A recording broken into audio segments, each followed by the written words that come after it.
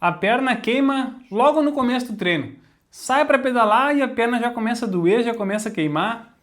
Então, vamos descobrir por que isso acontece e qual a maneira de evitar, né, que tenha essa queimação logo no começo do treino.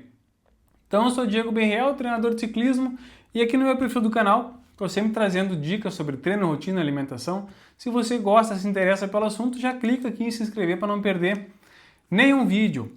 Então, queimação da perna no começo do treino, né? Ou comum também acontecer em começo de prova, né? Dá a largada, a perna incha e parece que não vai mais. Então, eu costumo sempre dar o exemplo e comparar, né? Vamos comparar o nosso corpo a um barco.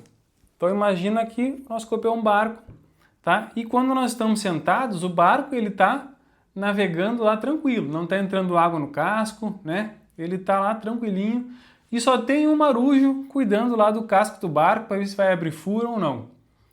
E aí, de repente, né, como nós estamos navegando, começa a abrir um furinho ou outro. Tá? Então, esses furos que vão abrindo é a demanda do nosso corpo, da nossa musculatura, né, por oxigênio. Então, a demanda maior de sangue lá na nossa musculatura. Então, abriu um buraco, o marujo foi lá e tapou o buraco. Abriu mais um, né, ele foi lá e tapou mais um. Só que aí começou a abrir mais buracos, né, mais rápido, e aí ele foi lá e chamou outro marujo. E assim os buracos foram abrindo, ele foi chamando mais marujo, tá? E foi vindo os marujos, foram tapando os buracos e o barco foi embora navegando. Com o nosso corpo é muito parecido com isso aí, tá? Então imagina que se de repente está um marujo lá, né? E aí abre 100 buracos no casco ao mesmo tempo. Ele vai começar a fechar os buracos que ele consegue, né? E vai começar a chamar os outros, só que até chegar o restante do pessoal para dar o apoio ali e fechar os buracos, já entrou água para dentro do barco, o barco já afundou um pouquinho, né? Então ele teve que diminuir o ritmo ali, né, o barco afundou, o pessoal chegou, teve que tapar os buracos, jogar água para fora para aí o barco continuar navegando. Então com o nosso corpo é a mesma coisa, só que ao invés dos buracos, né, imagina a demanda de oxigênio que a musculatura tem. Então a gente está sentado, a demanda de oxigênio na musculatura ela é praticamente zero. Então a sua frequência cardíaca ela está normal, a frequência respiratória, né, está bem tranquila. Então, porque essa quantidade de oxigênio que você está ingerindo é suficiente para suprir o movimento que você está fazendo, né, para te suprir. Ao ponto que você começa a fazer uma atividade física, essa demanda por oxigênio ela começa a aumentar. E aí você começa a aumentar frequência cardíaca, frequência respiratória, tem vasodilatação das artérias, né, que levam o sangue até a musculatura que está em exercício.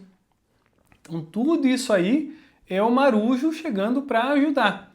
Tá? Então se você está em repouso e de repente você dá para o corpo uma demanda de oxigênio muito grande, né, que ele não consegue suprir naquele momento, o corpo começa a acumular o ácido lático lá na perna e aí dá a sensação de perna inchada. E aí depois, pensa comigo, o corpo vai ter que suprir a demanda de oxigênio, então tem que tapar os buracos do casco e tem que tirar aquela sujeira, digamos assim, que está lá no músculo. Então tem que jogar água para fora do casco, para fora do barco. Então tudo isso aí demanda um tempo, né? Então que você começa, a perna queima, você, né, quebra ali um pouquinho, até tem que diminuir a intensidade, até o corpo se adaptar e você continua o seu treino, continua a sua prova. Tá? Então, o que a gente precisa fazer para isso não acontecer? Fazer um bom aquecimento. Então, para que um aquecimento seja bom, ele precisa ter algumas características, digamos assim. A primeira característica é um início bem leve. Tá? Então, os primeiros 5 minutos, né, tenha em mente que o único objetivo é tirar o corpo da situação de repouso e colocar em situação de atividade. Então é aumentar um pouquinho a temperatura, lubrificar as articulações. Então a nossa articulação ela é como se fosse uma bolsa. Então pensa no joelho, né? Tem uma bolsa envolvendo toda a articulação do joelho.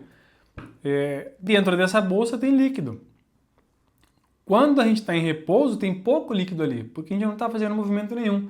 Quando a gente começa a movimentar a articulação, né, o corpo aumenta o líquido que tem ali nessa bolsa e... Ó, saiu o foco aqui de mim agora.